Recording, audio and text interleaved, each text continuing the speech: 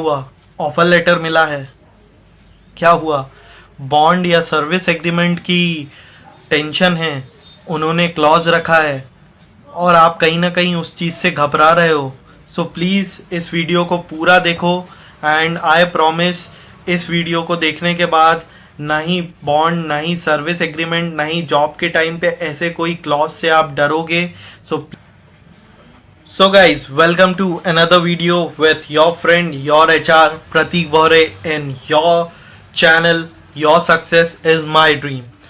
So guys, जैसा कि आज का हमारा टॉपिक है, जैसा कि मैंने आपको बताया कि बहुत सारी ऐसी जॉब अपॉर्चुनिटीज आती हैं स्पेशली फ्रेशर्स के साथ। जब वो एक कंपनी में जाते हैं, एक कैंपस प्लेसमेंट में जाते हैं, वो इंटरव्यू क्रैक करते हैं और जब उनके साथ ऑफर लेटर आता है तो कहीं ना कहीं उसमें एक क्लॉज रहता है 1 साल का या 2 साल का सर्विस एग्रीमेंट या बॉन्ड का, जो कंपनी बोलती है कि आपको at the time of join आपको वो बॉन्ड एक्सेप्ट करना पड़ेगा या आपको वो साइन करना पड़ेगा। तो कहीं ना कहीं एक फ्रेशर या एक मींस मैंने काफ़ी एक्सपीरियंस बंदों को भी देखा है, तो वो ये अपॉर्चुनिटी डिनाई कर देते हैं या कहीं ना कहीं बैक ऑफ कर देते हैं। क्यों? Because just of one reason, एक सर्विस एग्रीमेंट या एक बॉन्ड। सो गाइस, पहली बात, अपनी ओपिनियन खुद बनाना सीखो। आपको किसी एक या किसी 2 लोगों ने बोल दिया कि अरे यार बॉन्ड साइन करेगा फंस जाएगा, उस कंपनी में ऐसा हुआ था, इस कंपनी में ऐसा हुआ था, तो क्या उन लोगों ने उस कंपनी में काम करके उसको अपना 100% दिया? सबसे पहले ये चीज पूछो।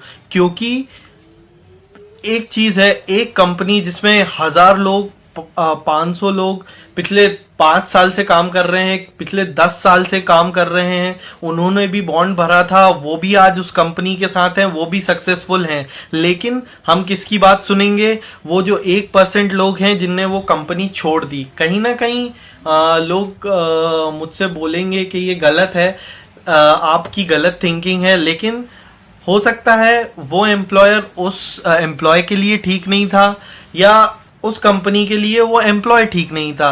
दोनों तरह के केसेस हो जाते हैं। लेकिन प्लीज आप अपनी ओपिनियन बनाइए। Just with a small example, मैं आपको एक स्मॉल एग्जांपल देता हूं। जब आप 12th के बाद एक कॉलेज ज्वाइन करते हैं तो कहीं ना कहीं आप उस कॉलेज से भी एक 4 साल या 3 साल के बॉन्ड या सर्विस एग्रीमेंट टाइप के अंडर ही आ जाते हैं। क्योंकि मैंने आज तक ऐसा नहीं सुना कि आपने फर्स्ट ईयर एक कॉलेज से किया, आपको वो पसंद नहीं आया, आपने सेकेंड ईयर दूसरे कॉलेज से किया, आपको वो पसंद नहीं आया, तो थर्ड ईयर में आप थर्ड कॉलेज में चले गए। नहीं, ऐसा नहीं होता ना।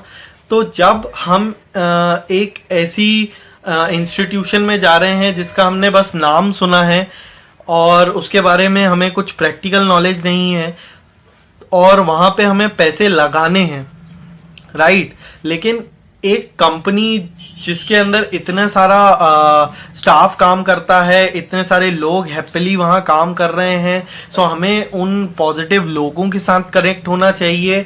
क्योंकि अगर हम 4 साल एक ऐसे इंस्टीट्यूट में दे सकते हैं जिसको हम नहीं जानते, तो एक कंपनी जो हम पे भरोसा करके हमें ऑफर देके हमें हमारी लाइफ की फर्स्ट जॉब दे रही है या हमें एक ब्रेक दे रही है इंडस्ट्री में, और पहले 6-7 महीने वो हमको ट्रेन कर रही है, हमको सिखा रही है, और उस 6-7 महीने के बाद अगर 1 साल का बॉन्ड है तो उसमें 3-4 मंथ्स और रह जाते हैं, तो क्या हम एक ऐसी इंस्टीट्यूट जिसने हमको ट्रेनिंग दी है, हमको जीना सिखाया है कि हमें कॉर्पोरेट लाइफ कैसे स्पेंड करनी है, क्या हम उनको अपना 3-4 मंथ का कमिटमेंट नहीं दे सकते? और अगर बॉन्ड 2 साल का भी होता है तो गाइज वो आपसे ये नहीं बोलते कि आप जिस सैलरी पे आ रहे हो या जो हमें कमिटमेंट दे रहे हो आप 2 साल तक उसी सैलरी पे काम करते रहोगे।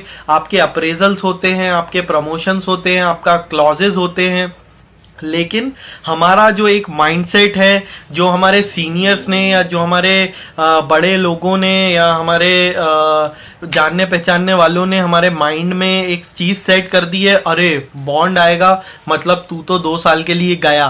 तो ऐसा कुछ भी नहीं होता है।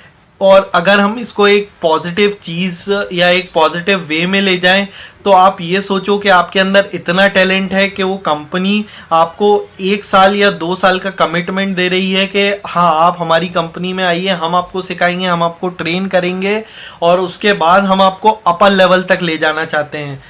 और जैसा कि एक क्वेश्चन जिससे हर स्टूडेंट परेशान होता है कि जब हमसे कोई एचआर या हमसे कोई मैनेजर पूछता है कि आप 5 साल में अपने आप को कहाँ देखना चाहते हैं हमारी कंपनी में, तो हमारे बड़े बड़े आंसर्स होते हैं, सर मैनेजर लेवल पोजीशन पे एक बड़ा असाइनमेंट या एक बड़ा प्रोजेक्ट हैंडल करते हुए। लेकिन जब हम 1 साल का या 2 साल का कमिटमेंट ही नहीं दे पा रहे हैं, तो हम 5 साल में उस कंपनी में कैसे आगे बढ़ेंगे। और गाइस एक बात बताऊं, कॉर्पोरेट में पैसा पैकेज इंपॉर्टेंट है, लेकिन उससे ज़्यादा इंपॉर्टेंट है आपकी स्टेबिलिटी। क्योंकि काफ़ी सारे फ्रेशर्स ये नहीं समझते और गलतियां कर देते हैं। हर 6 महीने हर 1 साल में वो अपने ऑर्गेनाइजेशन बदलते रहते हैं, कुछ कुछ हाइक के लिए, कुछ पैकेज के लिए। लेकिन जब आप अपने करियर में 6-7 साल टेन्योर हो जाते हो, तो एक बात ज़रूर ध्यान रखना मेरी, कहीं ना कहीं आप एक स्किल सेट में बहुत पीछे रह जाते हो दूसरे लोगों से जो कमिटेड थे किसी कंपनी के लिए। क्यों?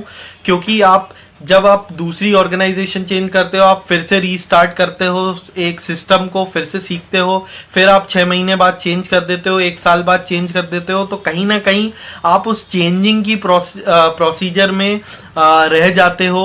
लेकिन आप एक प्रॉपर जो ग्रूमिंग, प्रॉपर डेवलपमेंट होता है वो अपने अंदर नहीं ला पाते हो।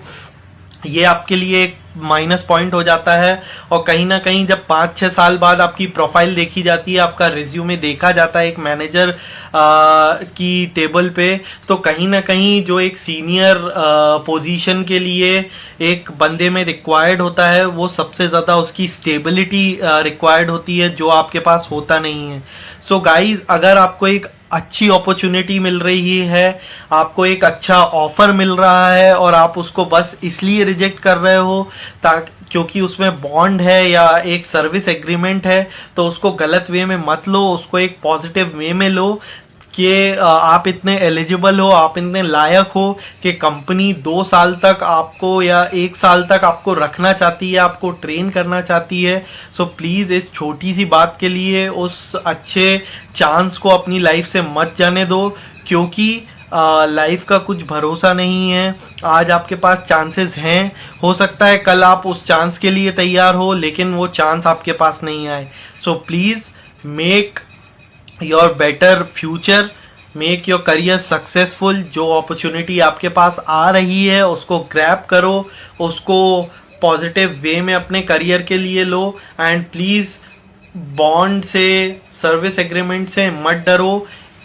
उसका सीधा सीधा एक ये एम होता है कि अगर आप कंपनी छोड़ के भी जा रहे हो, सो एक पॉजिटिव नोट पे जाओ, अपना मींस एक्सपीरियंस सर्टिफिकेट लेके जाओ, अपना एक प्रॉपर एक पॉजिटिव एंडिंग के साथ चीज़ों को ख़त्म करो। क्योंकि दुनिया और आपका करियर आगे तभी बढ़ सकता है जब हम एक पॉजिटिव वे में आगे बढ़ें। अगर हम नेगेटिव वे में आगे बढ़ें तो हम कहीं नहीं पहुंच पाएंगे। सो ऑल द वेरी बेस्ट। आज के बाद बॉन्ड से डरने की, सर्विस एग्रीमेंट से डरने की कोई ज़रूरत नहीं है। अगर कुछ डाउट है, कोई क्वेश्चन है, कोई क्वेरी है, तो आप कमेंट कर सकते हो। एंड प्लीज़ लाइक नहीं करना तो प्लीज़ वीडियो को लाइक मत भी करो, लेकिन शेयर करो, ज़्यादा से ज़्यादा दोस्तों के साथ शेयर करो, ताकि इस प्रॉब्लम में, इस सिचुएशन में हमारा कोई दोस्त ना हो और हम सबका फ्यूचर सिक्योर हो पाए, एक बेटर फ्यूचर हो पाए। So all the very best, because always remember I am with you, because your success is my dream. So kindly just share the video, सबके साथ शेयर करो and we will surely get success.